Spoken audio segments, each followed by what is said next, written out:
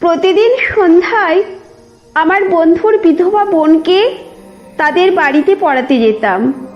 পড়াতে পড়াতে বন্ধুর বোনের সাথে আমার একটা ভালো সম্পর্ক গড়ে ওঠে। একদিন সন্ধ্যায় ওদের বাসায় গিয়ে দেখি পুরো বাসা ফাঁকা। বাড়িতে শুধু বন্ধুর বিধবা বোন ছাড়া সবাই বিয়ে বাড়িতে খেতে গেছে। ফাঁকা বাসায় আমার কি যে হলো নিজেকে আর ঠিক রাখতে পারলাম না। বন্ধুরা, প্রথম থেকে শুরু করা যাক। সেদিন যখন আমি বন্ধুর বাড়িতে গিয়েছিলাম, আমি যেমন অবাক তেমনি খুশিও হয়েছিলাম। আমি রানা। ছোটবেলা থেকেই আমি একটু লাজুক স্বভাবের। জীবন জুড়ে বন্ধু সুব্রত আমার জন্য এক আলাদা জায়গা জুড়ে আছে।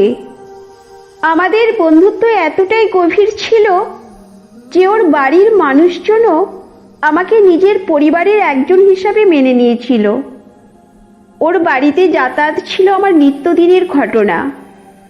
সুব্রতের বড় বোন মেঘলা, যাকে আমরা আদর করে মেঘলা দিদি বলতাম, এক অসম্ভব শান্ত শালীন প্রকৃতির মানুষ। স্বামীর মৃত্যুর পর থেকে ও যেন আরো বেশি নিঃসঙ্গ হয়ে পড়েছিল, কিন্তু ওর মুখে সবসময় এক ধরনের মিষ্টি হাসি লেগে থাকত, যা দেখে মন ভরে যেত। প্রতিদিন সন্ধ্যায় আমি ওদের বাড়িতে যেতাম। দিদিকে পড়ানোর পাশাপাশি কিছুটা সময় ওর সঙ্গে গল্প করতাম। ধীরে ধীরে এই সম্পর্ক এক গভীর বন্ধুত্বের রূপ নিয়েছিল। সেদিনও সন্ধ্যায় আমি যথারীতি সুব্রতদের বাড়িতে গেলাম।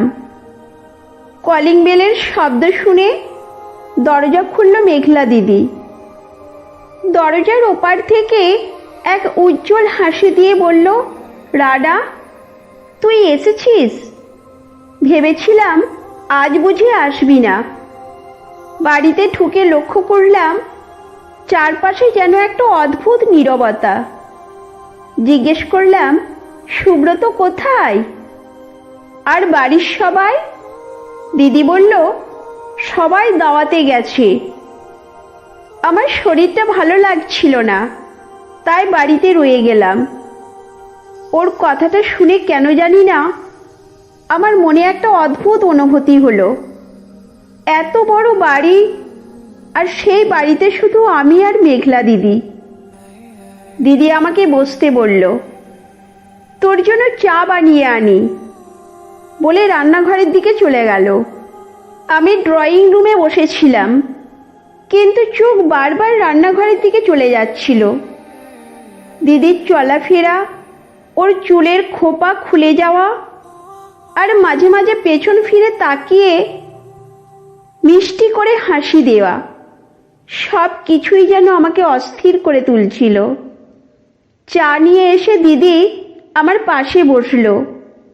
চা খেতে খেতে ওর সঙ্গে নানা বিষয়ের কথা বলছিলাম। হঠাৎই ওর চোখ দুটো আমার দিকে গভীরভাবে তাকিয়ে রইল। সেই দৃষ্টি ছিল অদ্ভুত, যেন সেখানে এক ধরনের অজানা আকর্ষণ লুকিয়ে আছে।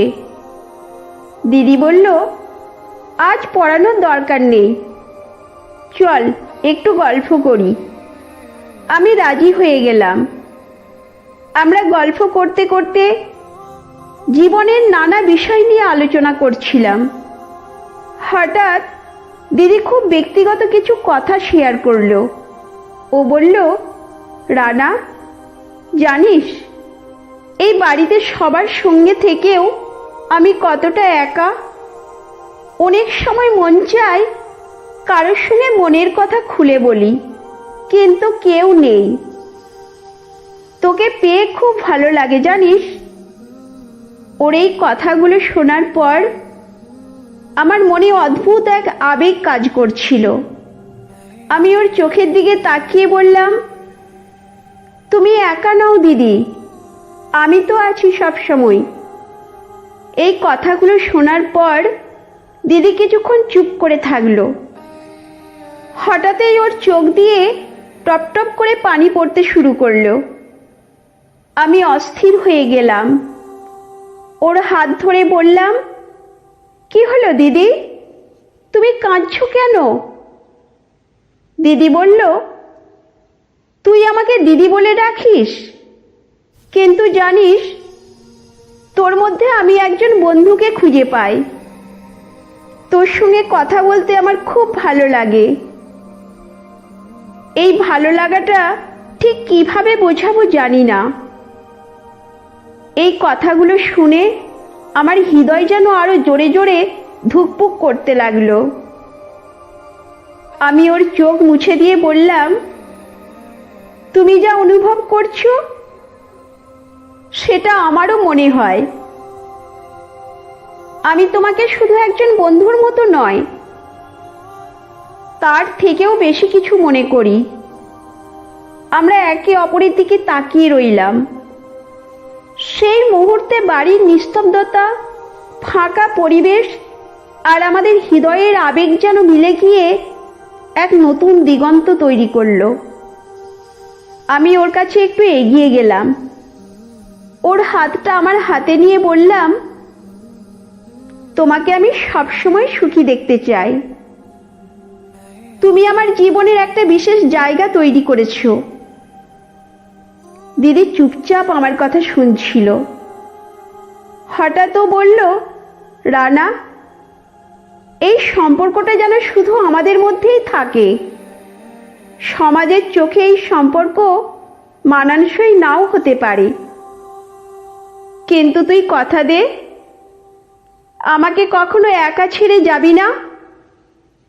আমি মাথা নেড়ে বললাম, আমি তোমার পাশে থাকবো দিদি, সব সময়। সেই দিনের পর থেকে আমাদের সম্পর্ক আরো গভীর হয়ে উঠল। তবে আমরা ঠিক করেছিলাম, এই সম্পর্ক যেন সমাজের চোখে কখনো অসম্মানিত না হয়। আমরা একে অপরকে মানসিক সমর্থন দিয়ে গড়ে তুলেছিলাম এক শক্তিশালী সম্পর্ক। এই গল্পটা শুধু আমার নয়, এটি সেই সব অনুভূতির গল্প যা আমরা প্রকাশ করতে পারি না, অথচ হৃদয়ের গভীরে বয়ে বেড়ায়। তো বন্ধুরা, এই গল্পটি যদি আপনাদের ভালো লেগে থাকে তাহলে অবশ্যই চ্যানেলটি সাবস্ক্রাইব করবেন এবং আপনার মূল্যবান মতামত জানাবেন। ততক্ষণ পর্যন্ত ভালো থাকুন, সুস্থ থাকুন। ধন্যবাদ।